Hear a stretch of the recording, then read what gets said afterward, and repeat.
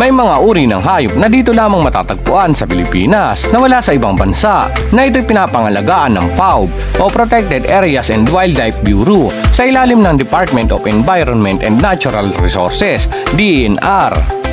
Subalit alam mo ba na hindi lang hayop na endangered species ang nanganganib na mawala sa Pilipinas, kundi may mga puno din talaga namang pinapangalagaan ng ating gobyerno. Nabilang lamang ang bansa na may ganitong uri ng puno sa buong mundo na ito'y maaari nating tawaging gintong puno ng Pilipinas na nagkakaalaga ng milyon-milyong piso. Na sa bidyong ito ay yan ang ating tatalakayin ngayon. Kahit bago tayo magsimula, ay nais ko po sana mag-subscribe po kayo sa aming channel, i-like ang bidyong ito at pindutin na rin ang notification bell para sa mga susunod pa nating mga talakayan.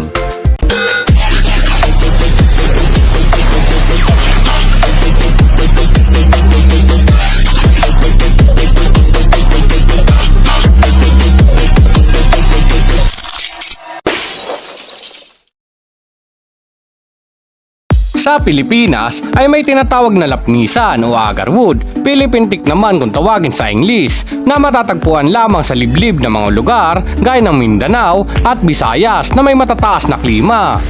At sa Timog Silangang Asya gaya ng Papua New Guinea, Indonesia, Cambodia, Thailand, Vietnam at Malaysia. Subalit ang mga bansang ito na nabanggit ay halos maubos na ang mga punong ito at pahirapan na kung hanapin dahil sa kabi-kabila ang pagputol ng agarwood. Kaya't ang mga dayuhan ay nagpupunta sa Pilipinas upang makahanap at makakuha lamang ng agarwood na handang maglaan ng $1,000,000 para lamang sa punong ito. Sapagkat ang isang buong puno neto ay nagkaalaga lang naman ng 10 milyong piso at lalo pa itong tumataas. Dahil ito'y ginagamit ng malalaking kumpanya gaya ng pabango, insinso, kandila, langis at iba't ibang reliyon na talaga naman ito'y tinatangkilik lalo na sa Middle East.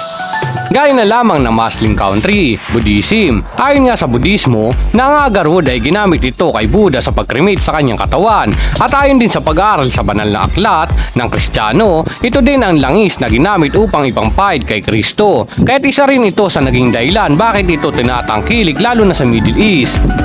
Ang agarwood mga kahalo ay may taas ito 10 hanggang 20 talampakan na kailangang umidad ito ng 20 taon upang mag-mature bago i-harvest na makuha mo ang kinakailangan mo dito. Pahirapan din ang proseso nito upang makuha mo ang iyong kinakailangan. Ang agarwood ay naglalabas ito ng dagta para sa mga nakukuha niyang damage na kadalasan ito'y gawa ng mga ibon at uod upang kanyang protektahan ang kanyang sarili laban sa mga infeksyon na maaari niyang ikasira o ikabulok.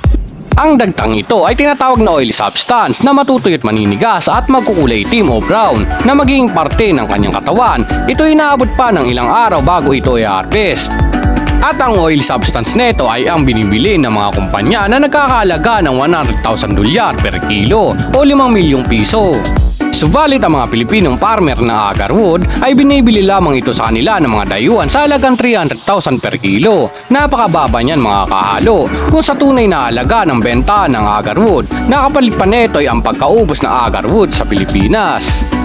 Ayon nga sa pag-aaral, sa darating na 2029, ang agarwood ay papalo ang presyo nito sa $1,000,000 dahil sa lumiliit na bilang ng punong ito sa buong mundo na ito'y halos matatagpuan na lamang sa Pilipinas.